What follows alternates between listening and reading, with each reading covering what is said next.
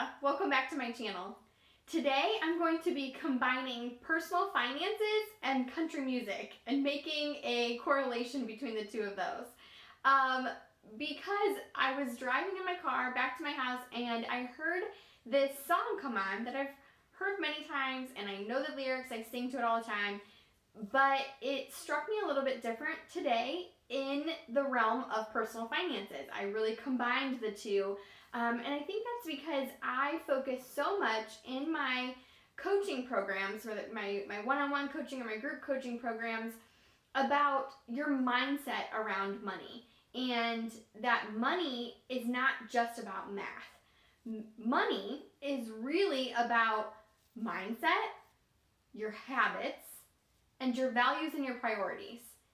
So much more than it is even about math. Now, don't get me wrong, like math has to be in the equation, right? Because you have to have the math work in order to be sure that you're paying your bills and your income is good and all of those things. But if it was only about math, it would be easy because math works one way, right? We need to increase our income, decrease our expenses, and we're good. We can achieve our financial goals. But it's not really that easy because it is about the other things. And this is even more so when you are married. So when you're married, there's two people involved and there's two sets of mindset, habits, values, and priorities that then have to come together and handle one set of money one way. And so when I'm talking to a married couple, I'm really talking about how you need to work through those things and start talking about those things. I say, start talking about your why. Like, why have you made this decision to make a change with your personal finances? What is your goal, right? Like, what are your goals? Your 1 year goal, your 5 year goal, your 10, your 30. What are your goals along the way that's going to be the driving force behind being more intentional with your money? And then you really need to start talking about how each of you handled money or how each of you were taught about money growing up in your household. So going back a long ways into your childhood, how is money talked about? Okay, in the household, so many times our parents don't really talk about money. And so was it talked about? Was it not? When it was talked about, was it talked about in a negative light or a positive light? How much money did you have growing up?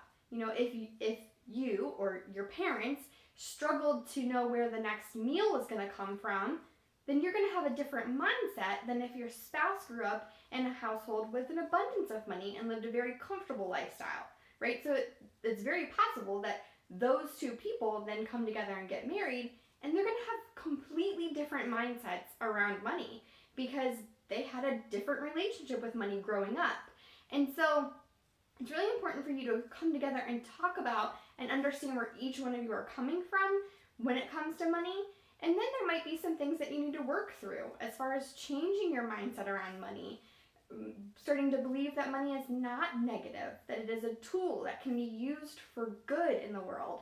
Start changing your habits when it comes to money.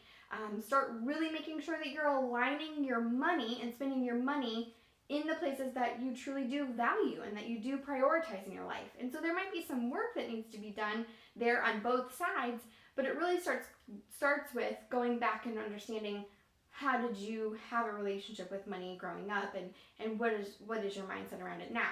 So the reason why all of this and the song that I am talking about that got me to talk about this stuff is called Take Me There by Rascal Flatts.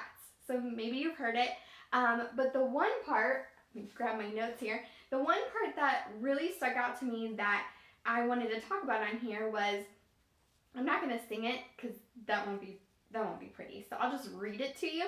But it's, I want to know everything about you then, and I want to go down every road you've been, where your hopes and dreams and wishes live, where you keep the rest of your life hid. I want to know the girl behind that pretty stare. Aw, take me there.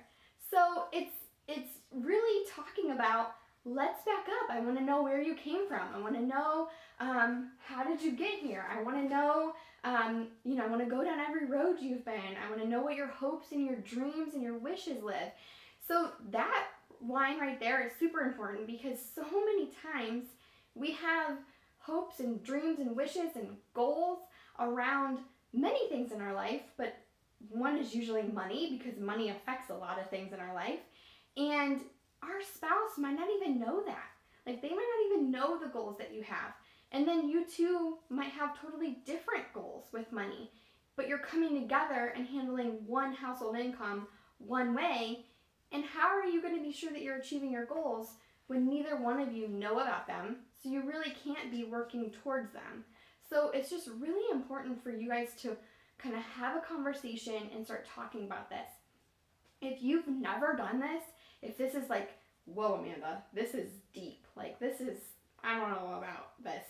Then you have to start small. Like, just start having small little conversations and start dreaming. Like, asking each other one question, like, what would it be like if we could take our kids to Disney World? What would it be like if we could pay for our kids to go to college? What would it be like if we could retire and be able to travel? Just start asking those questions and kind of dreaming. And in that way, it's not super specific to yourself, but just, what would it be like? Would that be something that you would like to do?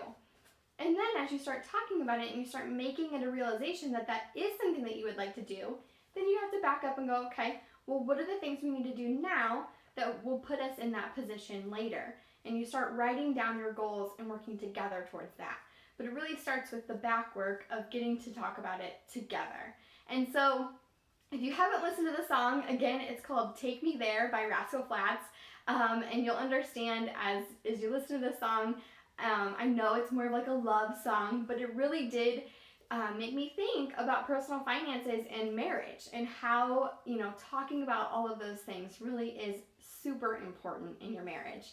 And so I hope that you found this video to be helpful, and if you did, share it with a friend that you might think would enjoy this video, and subscribe to my channel so you can stay up to date with the other videos that I come out with as well. Thanks, guys!